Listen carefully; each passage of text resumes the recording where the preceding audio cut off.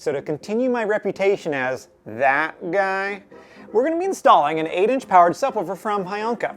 The best of the, well, the best that Temu has to offer.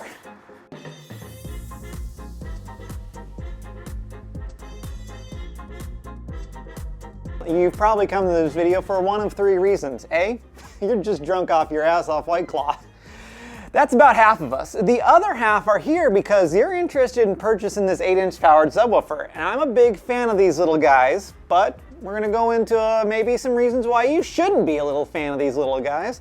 And we're gonna go through the install process. Now the top is actually designed like a golf ball because you know that golf balls sound so good. HYANKA took that same design idea, put it right on the top of their subwoofer. Can't credit them there, but it actually does look kind of nice when it's finished in the black wrinkle powder coat. On the back, we have a 20 amp fuse, 12 gauge power, remote wire, ground input. Now we reviewed a Rockville powered sub a while ago. This is a very close competitor to this, and while this one has these screw down terminals where you just shove the wire in there and smash her down, the Rockville actually has a plug-in connector. I like that style more when you're dealing with low powered subs. When you're dealing with high powered, yeah, you need to have a, yeah, it makes sense. But with this is a 20 amps, sure, whatever. Next is your noise inputs. You can either do RCAs or high-level speaker inputs.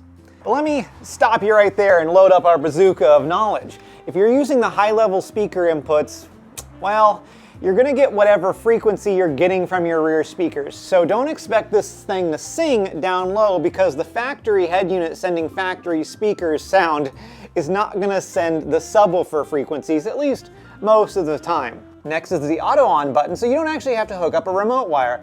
Now, caveat with that, this only works if you're using the high-level speaker inputs. It doesn't seem to work if you're using the RCA, followed by a low-pass filter adjustment from 50 to 150 hertz. It seems if you're using the bass knob, which you should because it comes in the box, so unless you're lazy, never mind, just do whatever you want. The bass boost knob should be cranked all the way up if you're using the separate knob. That way it's always up here and then you actually have fine control over there. I don't quite understand the relationship between these two. I bet it's very, very sexual. But if you have it down here, it doesn't seem to go much louder than that on the knob. So just crank it all the way up, fuck it. Then you've got your gain, also crank it all the way up, fuck it. Now this one should be set reasonable, don't go all crazy here, but that's all the things on the back of it. Now something that is actually pretty garbage on this subwoofer setup is its mounting brackets. I will say that the Rockville powered sub actually had cast aluminum brackets, but this is just, I mean, this looks like something I would make. I could make this just, I wouldn't have elongated the hole. You're right, that would have been a little time consuming, but I could have made this on the vise. Like, come on HYANKA, keep doing what you're doing, I guess, for the price point. Now I found this amplifier install kit by searching the sketchiest, aka the cheapest on Amazon, and my God, am I mind blown. Luckily they included 7 zip ties, but let's go through this. An oddly long ground wire, some of the thinnest, nastiest, crappiest feeling remote wire I've ever seen. Oh, there's the 7 zip ties. And a decent power wire. Mind you, it's aluminum copper clad, but sure.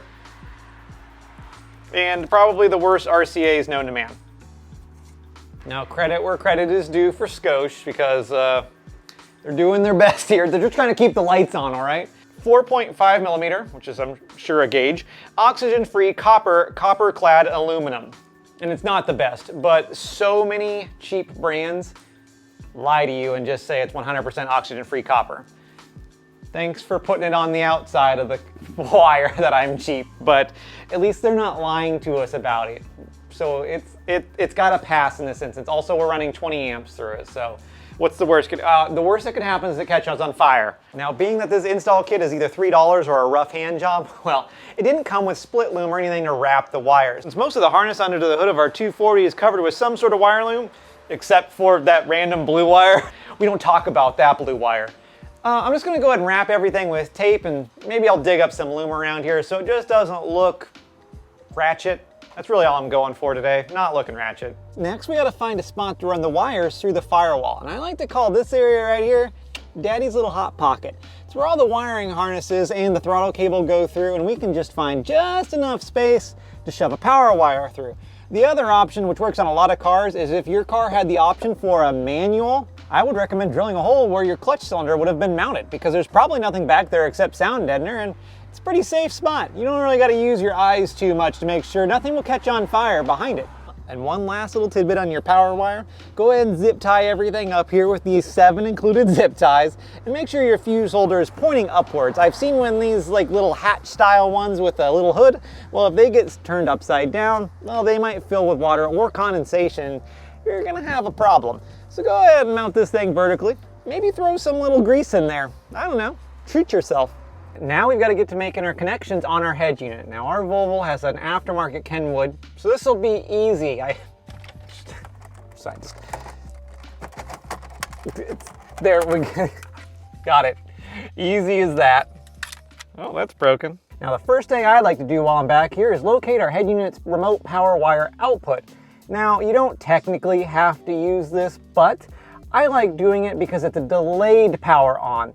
So that way it makes sure that your head unit is powered on, then it sends the 12-volt signal to power your subwoofer on through its remote wire.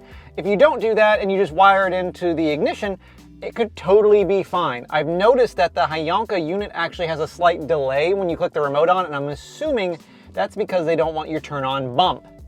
What's a turn on bump, Matt? Well, that's when you have an amplifier and a head unit all in the same system together, and when you turn them on, the head unit takes just an extra second longer to power up, and when it clicks on, it thumps your subwoofer. Somewhat a common problem, but if you just have a delay or you hook up to the power wire on the back of you'll be fine, unless you're not. For my connections, I either like to use crimp caps, which looks like a wire nut that you crimp onto the wires on one side, or butt connectors with the adhesive lined heat shrink. I think when you're dealing with these small of wires, you just gotta have that extra, hold them together, adhesive, heat shrink.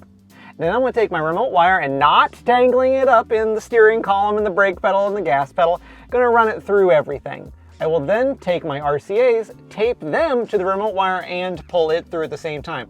That way you don't have a whole bunch of random jargon running through your dash at all different spots. It comes through in one nice, happy little tree section. Now I like to leave just a little bit of a service loop back here, but not too much that it, a car ramrods everything when you try to put it back together.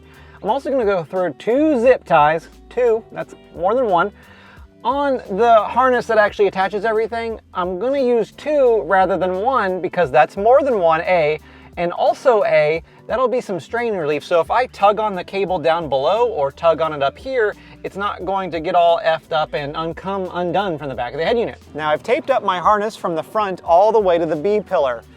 Now I know what you're thinking, Matt, did you just tape your RCAs to your power wire, you fucking idiot?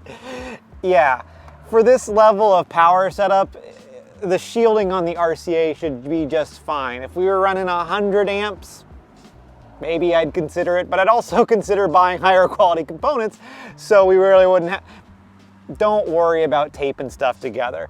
But while we're back here, I'm gonna find some bolt I can snag onto my ground wire. I prefer to run them to a bolt rather than self-tappers or finding some other random spot to hook them into.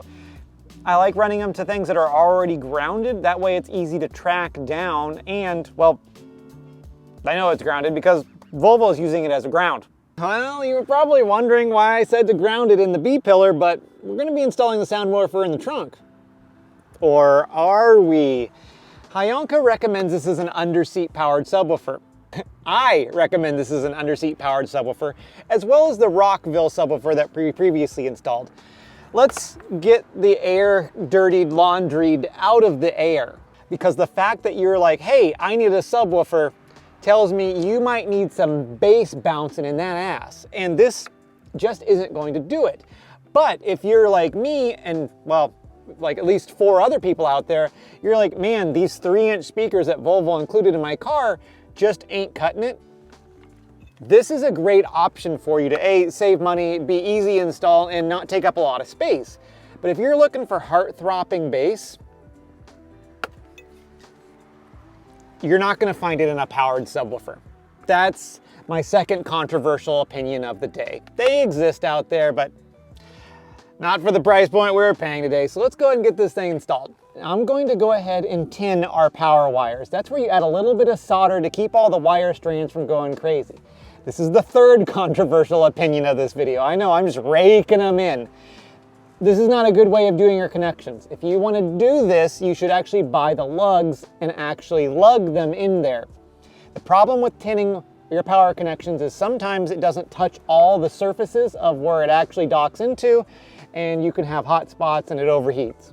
But for this level of power, I don't think it's going to be an issue, and since it's going under in the seat and it's not getting hard mounted, well, I found that the wires like to fray and fall out if you don't do this, so for reliability's sake, I'm doing it.